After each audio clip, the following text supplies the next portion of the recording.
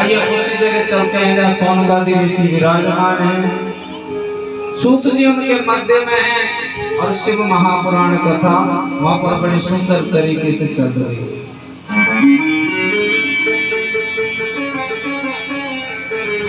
सोनकादि ऋषि कहते हैं प्रभु ये बताइए कि भोलेनाथ को भोग भी लगता है क्या? भोलेनाथ को भोग भी लगता है? बोले बिल्कुल लगता है। तो उस भोग को पाया जाता है?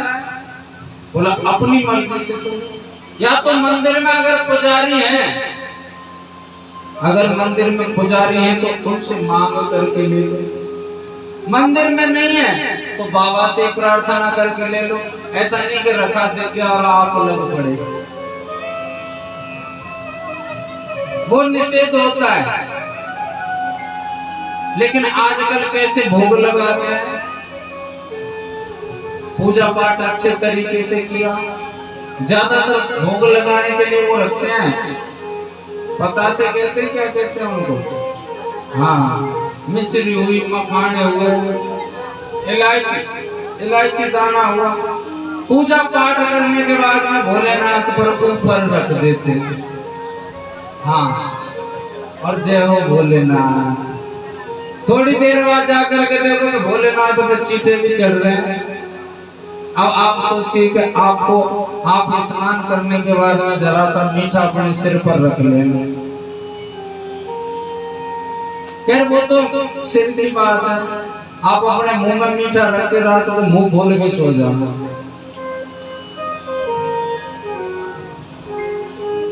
पहले नंबर तो आपको आलस आएगा, मीठे से चिपचिपा होगा, ये अनर्थ है।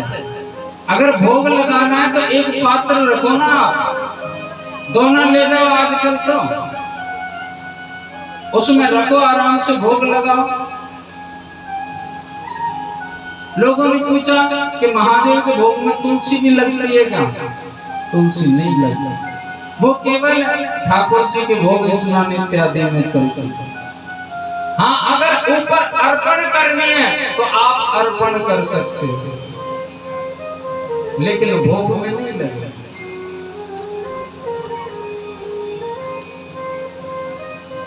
बड़ी सुंदर तरीके से उन्होंने इस वृत्तांत को बताया। पूजा उस प्रकार करनी चाहिए जिस प्रकार रामचंद्र जी ने अपनी स्थिति में की थी।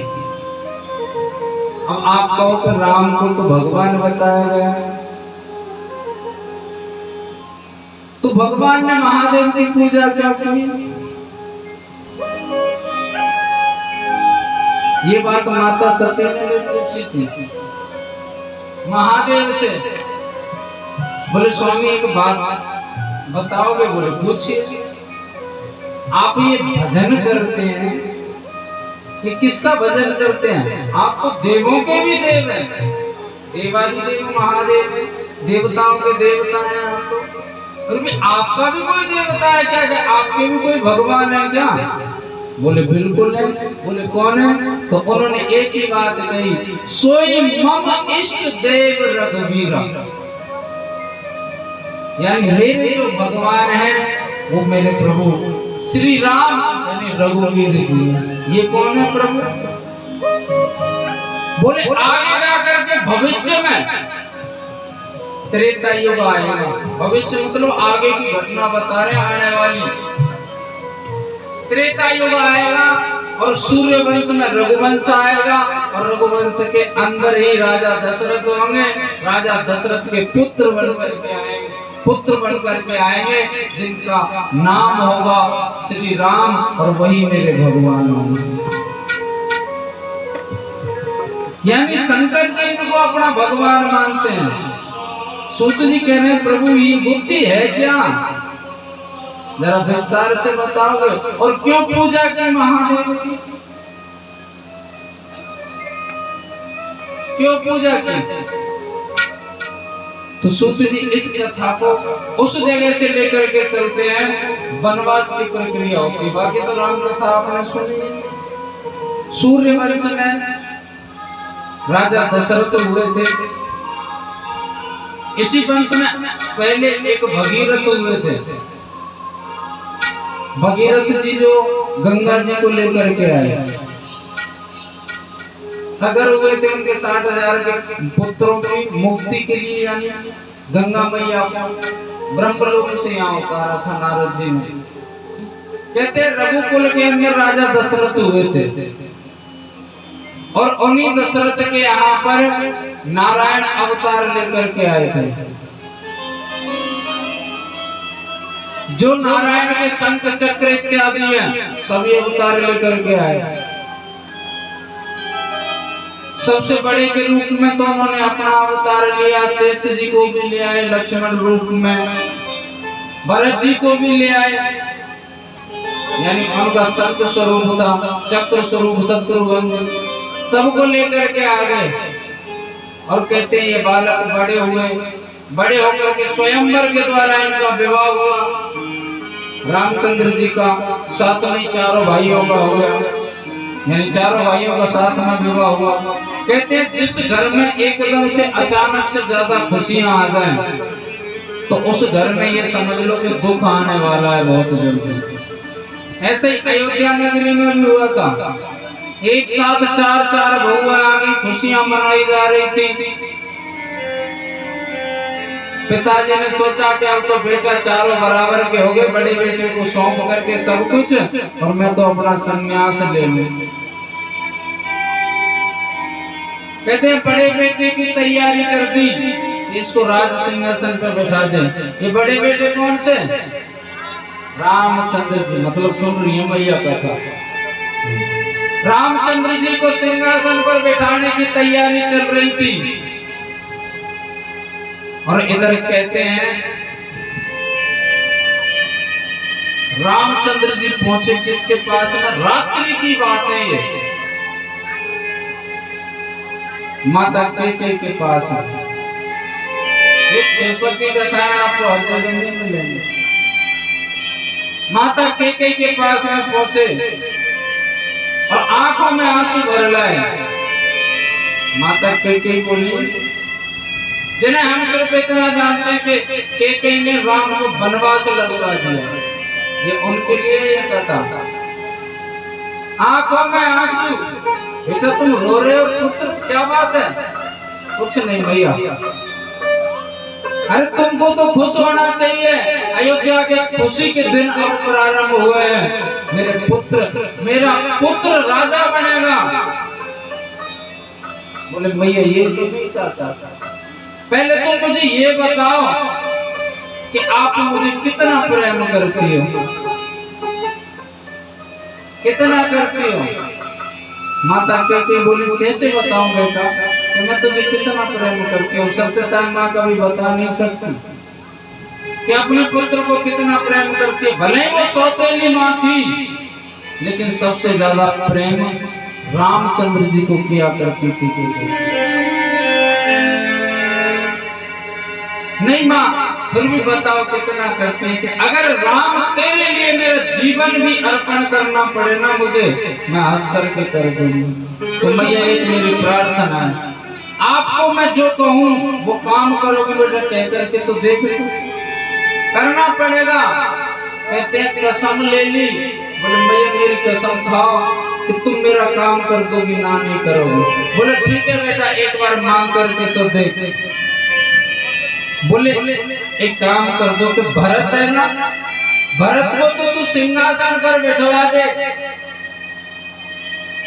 और मुझे वनवास के लिए भेज दे 14 बरस के लिए। कहते माँ की आंखों से झरझर आंसू गिरे, ये क्या कह रहा है बेटा तू? और ऐसा क्यों? जब समझाया कि मैं यहाँ राज्य करने के लिए नहीं आया हूँ, तुम्हारी इच्छा है तो राज्य करूंगा, 14 वर्ष के बाद में करूंगा। अभी कुछ वक्त मेरी प्रतीक्षा कर रहे हैं वन में, मैं उनके उद्धार के लिए, किसी के दर्शन के लिए जरूर जाऊंगा। एक सबरी नाम की थी, भक्त थी भगवान की। उनका क्या काम था कि प्रातः जागती, अपनी नित्य कर्म क्रिया से फ्री हुई, पुष्प तोड़ करके लाती ज्यादा से ज्यादा, और अपनी कुटिया तक का जो रास्ता है ना उसको पुष्पों से सजाती कि आज मेरे घर भगवान आएंगे रोज सजाती थी, उनके लिए भोग के लिए कुछ न कुछ लाती थी और ऐसे में उनको चक चक करके रखती थी कोई खराब ना हो अपने मुख से। उनको ये थोड़ी ना पता था कि भगवान को झूठे यानी झूठा भोग नहीं लगाते, वो तो प्रेम विवश थी कि कहीं ऐसा ना हो कि कोई फल खराब आ जाए। एक दिन बेल तोड़ करके लाई, उस दिन तो रामचंद्र जी पहुंच ही गए।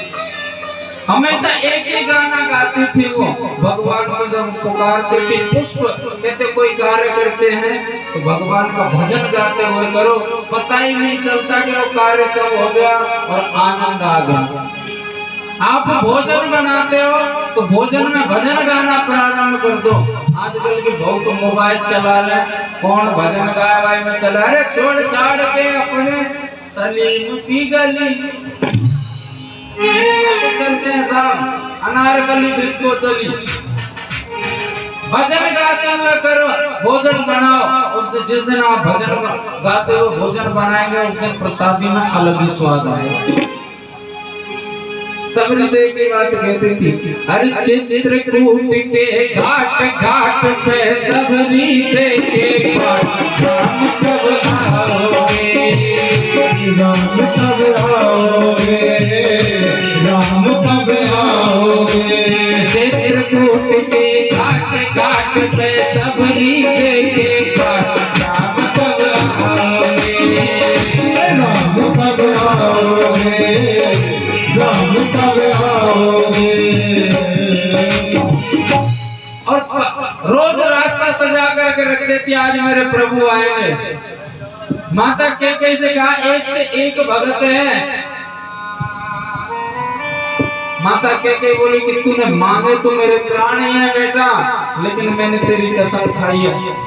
कहते ऐसी व्यवस्था बना दी कि माता के ने मंथरा का तो साहब झूठा बहाना हुआ। इधर रात्रि में जाकर के माता के ने मामला सेट कर दिया। राजा दशरथ के पास वहां पहुंची, बोले दो वरदान है आपके, आप पर मेरे, आज मुझे चाहिए। बोले मांग लो, अब तो खुशी का दिन है। बोले पहला वरदान मेरे पुत्र को अयोध्या की गद्दी यानी राज सिंहासन, और दूसरा वरदान बोले राम को 14 वर्ष का वनवास। दशरथ जी ने कहा, बोले चल ठीक है, तू भरत को गद्दी दे दी मैंने, लेकिन राम को वनवास क्यों दे रही है। बोले नहीं, आप पर मेरे वचन थे, आपको देने पड़ेंगे। वो वचन ले लिए साहब, रामचंद्र जी वन में चले गए। रामचंद्र जी वन में चले गए। अयोध्या से जब राम जी जब जा रहे थे तो लक्ष्मण जी ने कहा कि भैया मैं चलूंगा। माता सीता साथ में गई, अयोध्या वासी चले गए। सरयू के सामने, सरयू के किनारे उनको सोता ही छोड़ गए, आगे निकल गए। वहां जाकर के कहते अनन्य भक्तों से भेंट हुई। एक दिन माता सीता का भी हरण हो गया।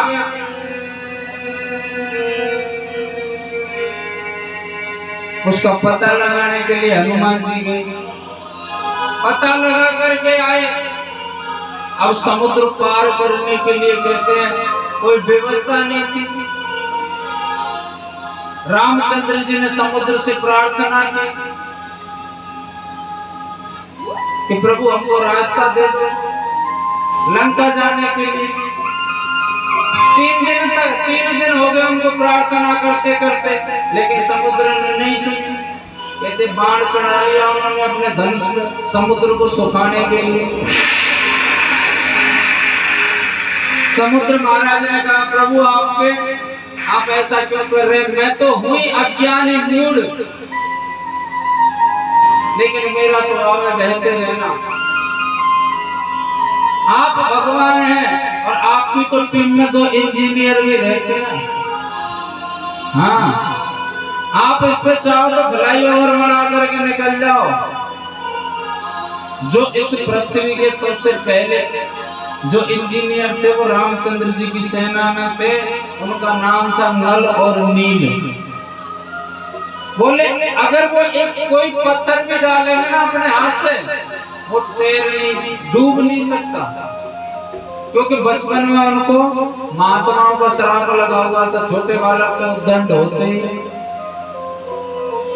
छोटे कभी कभी गज्जू जैसे बड़े भी हो जाए, तो संत महात्मा अपनी आराधना करते, भजन करते, उनके सामग्री लेकर के जल में डाल देते, कहीं कुछ डाल देते, कहीं कुछ डाल देते। बहुत परेशान हो गए थे संत, जब उन्होंने श्राप दिया कि तुम कुछ भी जल में डालोगे वो डूबेगी नहीं।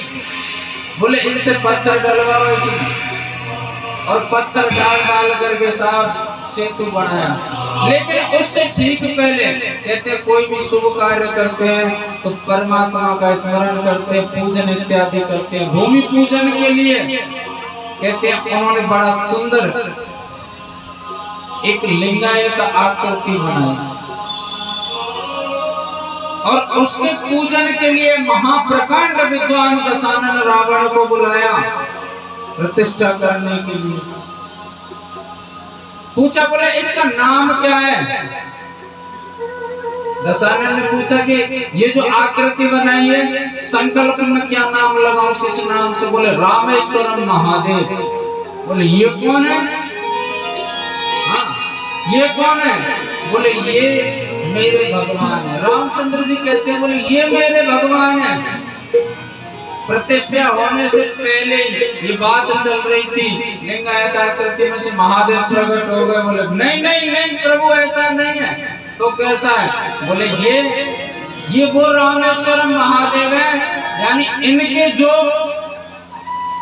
जो भगवान हैं, यानी इनके जो भगवान हैं, ये कंफ्यूजन करते होगा। तो ना जाने कौन सी मीटिंग चल रही है।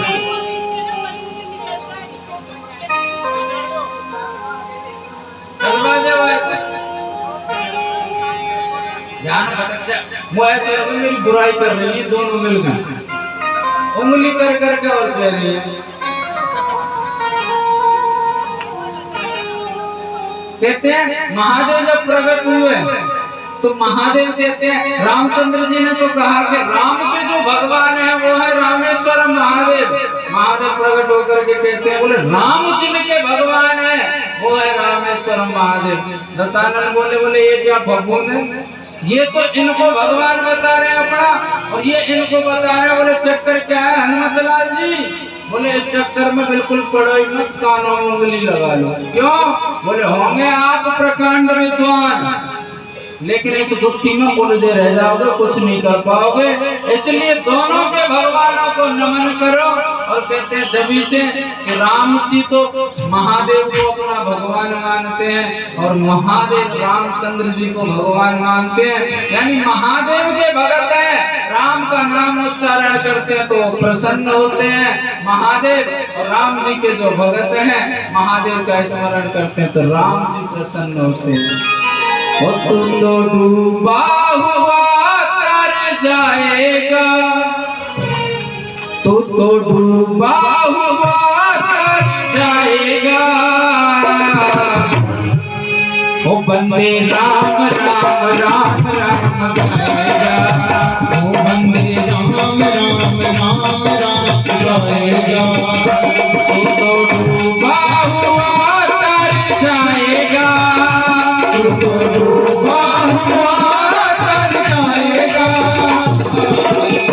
बंदे राम राम राम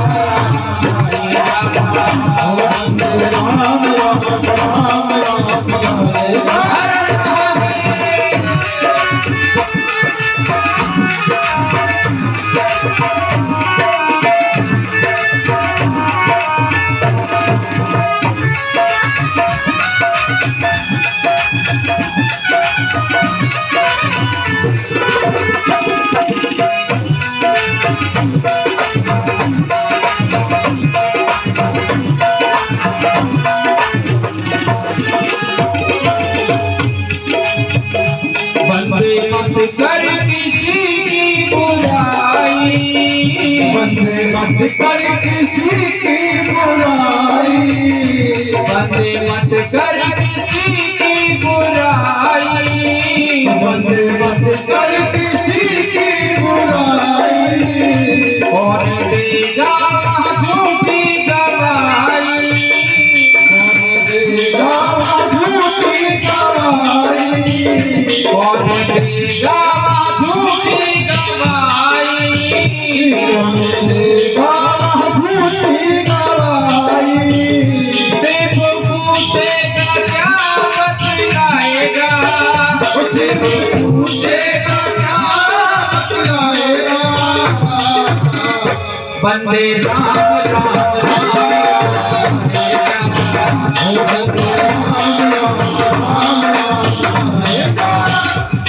भजन किसको बेकार लग रहा है? हाथ उठा। 1 2 3 4 मतलब 10 12 लोगों को बेकार लग रहा है, लेकिन जिनको अच्छा लग रहा है वो मेरे साथ हाथ उठाइए। कहते हैं हाथ उठाने के 2 फायदे होते हैं, हाथ उठा करके ताली बजाने के। कहते हैं जब द्रौपदी का चीरहरण हो रहा था तो सही संबंधी सबको पुकार लिया, कोई नहीं आया, और दोनों पल्ले छोड़ करके हाथ ऊपर खड़े कर दिए तो कन्हैया ने चीर बजा दिया।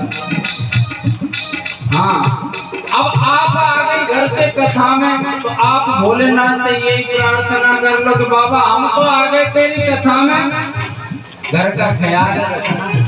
हाँ, बहू सो ना जाए, दरवाजा खुला रहना जाए, कुत्ता घुस ना जाए। और इधर भैंस भी रखती है कमैया, कुछ भैंस गाय भी रखती है क्या? जो रखती है वो ऐसे प्रार्थना कर लो कि बाबा पट्टा खुल ना जाए, जो भैंस चुका ना जाए। हर महादेव।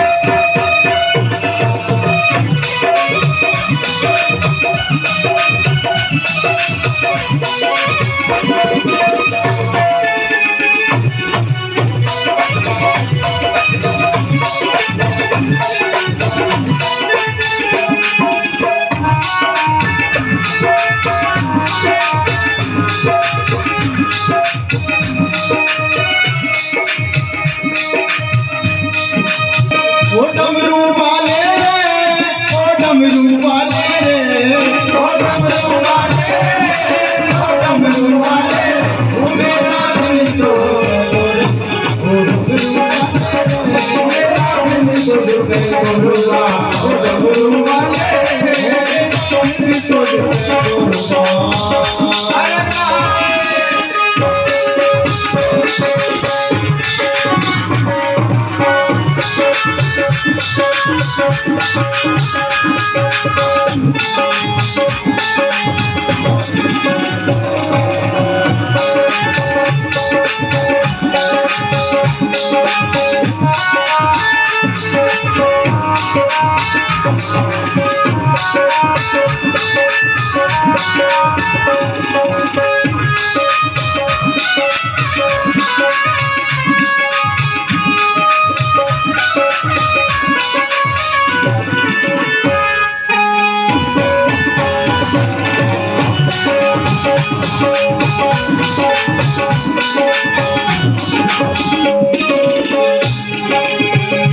पशु बल करके भी काम आए, पशु बल करके भी काम आए, कहते हैं इस जगत चराचर से कोई कुछ साथ लेकर के नहीं जाता और ना ही लेकर के आया, लेकिन मैं कहता हूँ कि 2 वस्तु साथ लेकर के जाता।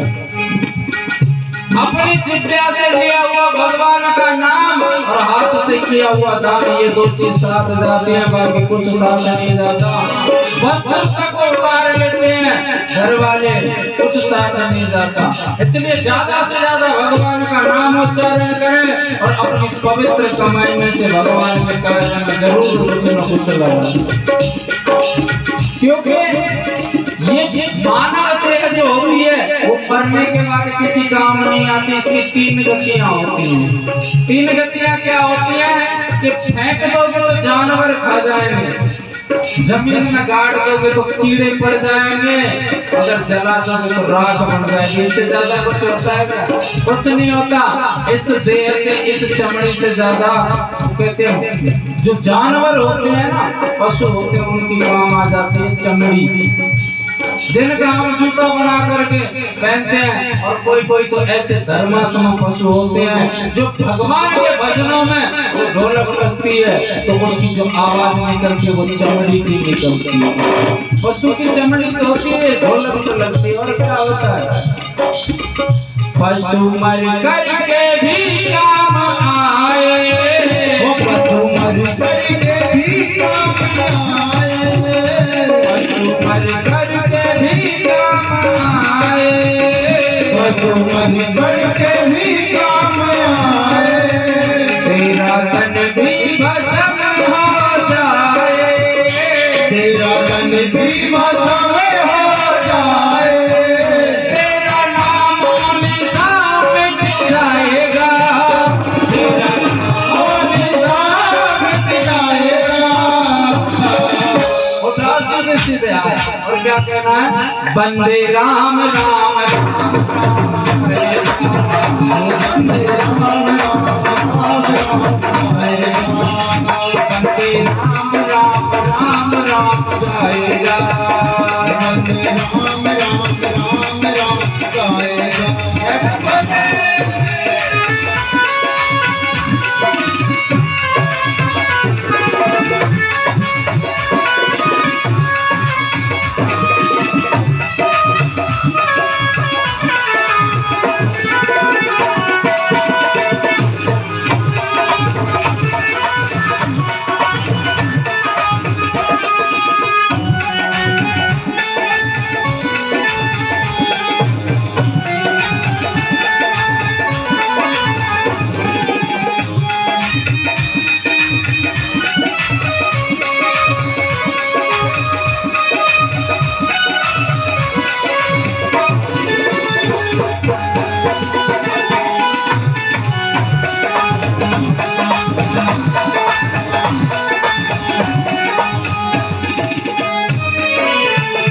तेरी नैया भंवर में डोले, तेरी नैया भंवर में डोले। कहते हैं कि अगर जीव पर माया का असर हो जाए तो भगवान का नाम जापने के लिए उससे कहो और नहीं जाप सकता, कैसा भी जोर कर लेना, वो तो परमात्मा की कृपा होगी तो ही जाप पाएगा, अन्यथा नहीं जप सकता। क्योंकि उसकी तो जो खोपड़ी है पापों की गठरी बंधी हुई है सिर पे, वो जाप नहीं सकता था। परमात्मा मनुष्य को 4 संकेत देता है जीवन में कि तू भजन कर ले, क्योंकि जब संसार में आने से पहले तूने मुझे वचन दिया था कि मुझे इस नरक से निकाल, मैं तेरा भजन करूंगा, लेकिन तू तो बिल्कुल भूल चुका है उस बात को, इसलिए भजन कर। पहला संकेत देता है परमात्मा, कौन सा, बाल सफेद करता कि अब तो तेरा बुढ़ापे में पहला कदम रख गया, अब तो भगवान का भजन कर ले। लेकिन ये सांसारिक मनुष्य भगवान से जिद करता है, और वो जिद कैसे, सैलून की दुकान पर जाएगा और पहले से बढ़िया बाल काले करवा करके आ जाएगा, लेकिन भजन नहीं करेगा। बाल काले करवा के आ जाएगा लेकिन भजन नहीं करेगा, पहले से भी ज्यादा अच्छे काले हो गए। दूसरी, घंटी बजाता है परमात्मा कि आंखों की रोशनी कम कर देता है, ऐसी बात है ना, उसको हाँ किया करो, आंखों की रोशनी कम कर देता है। लेकिन जीव क्या कहता है कि कुछ भी कर ले, मैं भजन नहीं करूंगा। हॉस्पिटल जाएगा, पहले से ही बढ़िया चश्मा बनवा करके आएगा, लग रहा है, लेकिन भजन नहीं करेगा और पहले से भी अच्छा दिखने लगेगा। और आजकल तो आंखों में लग जाते हैं लेंस, हाँ, लेकिन भगवान से कहता है तू कुछ भी कर ले, भजन नहीं करूंगा। परमात्मा कहते कोई बात नहीं बेटा। तीसरी घंटी बजाता है, दांतों को उखाड़ना प्रारंभ कर देता है, दांतों को उखाड़ना प्रारंभ कर देता है। लेकिन जीव क्या कहता है, दांत उखाड़ दे कोई दिक्कत नहीं, दांतों के हॉस्पिटल में जाएगा, बढ़िया सेट बनवाएगा। जब भोजन करना हो जब लगा ले, मन करे जब लगा ले, नहीं जेब में निकाल कर बैठ नहीं दिक्कत। लेकिन भजन नहीं करता और जब परमात्मा चौथी घंटी बजाता है ना, फिर कहीं का ना छोड़ता, कमर घुटने हाथ सब तोड़ देता है, चारपाई में पड़ा है आराम से। और अंत में जब डॉक्टर के पास जाता है क्या होता, आवाज तक बंद कर देता है, डॉक्टर के सामने इशारा करता है ऊपर देख करके। क्या डॉक्टर पूछ रहा क्या हुआ, आवाज तो निकल नहीं रही है, ऊपर की ओर देख रहा है। अरे तूने जीते जी जीवन में अच्छी खासी पोजीशन में तो तूने उससे संबंध जोड़ा नहीं, संपर्क साधा नहीं, अब ऊपर क्या देखेगा।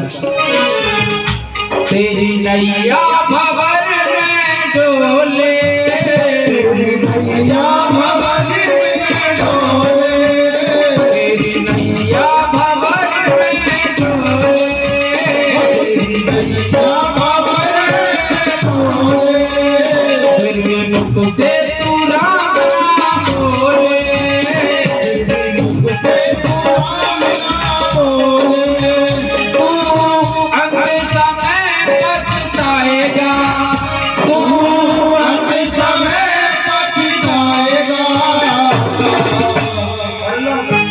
हाँ कोई बात नहीं, ऊपर कर लो हाथ, आनंद मिलेगा। और क्या कहना, वंदे राम राम राम राम, राम राम राम राम गाएगा, तू तो डूबा हुआ तर जाएगा, तू तो डूबा हुआ जाएगा, तू तो डूबा हुआ तर जाएगा। वंदे राम राम राम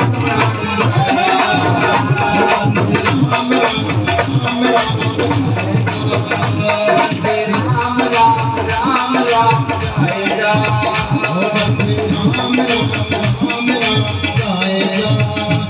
मेरे साथ में गाओ, वैसे अच्छा लग रहा है ना। कहते हैं भजन दो प्रकार के होते हैं, एक तो होता है मन नचाने वाला और एक होता है तन नचाने वाला।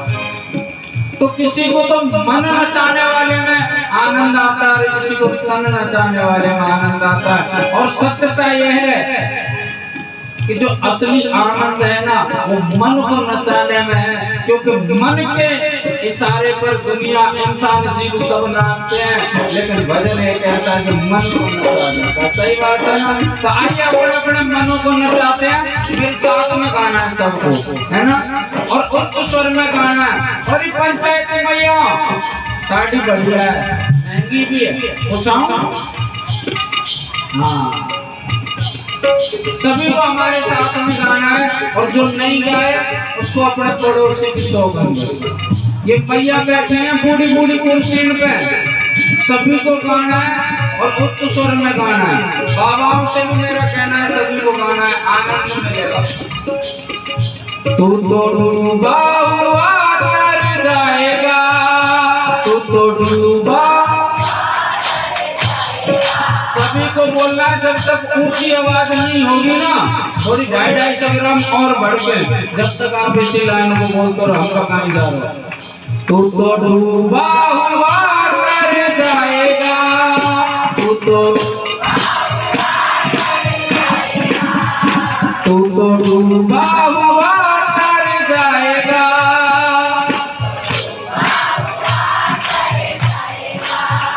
तू तो डूबा हुआ तर जाएगा।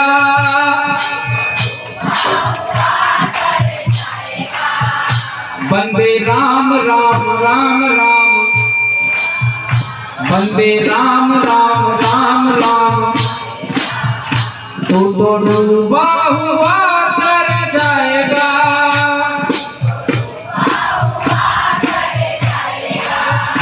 कंजूसी कर सुनो भैया, हम तुमको खरीद में ना कर पाएंगे। जो सबसे तेज बोलेगा ना उसको 1100 रुपये मिलेंगे, पक्की बात है। हाँ, जो सबसे तेज बोलेगा। और क्या बोलना है, तू तो डूबा हुआ तर जाएगा, तू तो डूबा हुआ, वंदे बंदे राम राम राम राम गाए जा। एक बात कहूं जयसवाल जी, आज तक हमने सुना था कि पैसे में ताकत होती, आज देख भी लिया। हे भगवान, भगवान के भजन में भी लालच लेकर के बैठे। एक बात बताओ, 1100 रुपये हमको पैसे घटा करके घूमते तो मेरे साथ लगा, आनंद आया। और तू तो डूबा हुआ तर जाएगा, तू तो डूबा हुआ तर जाएगा।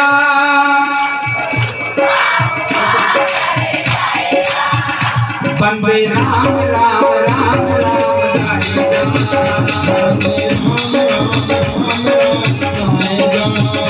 बंदे राम राम राम राम गाए जा।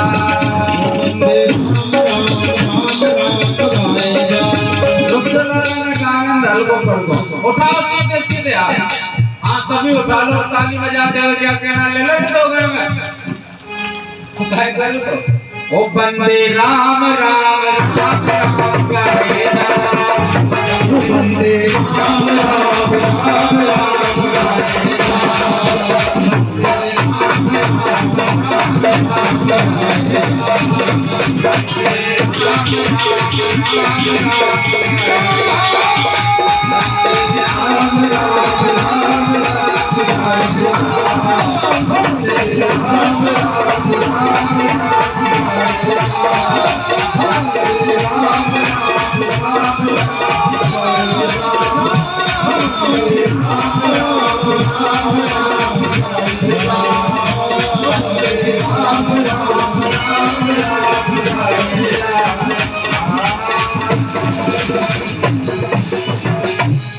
तू तो डूबा हुआ तर जाएगा, तू तो डूबा,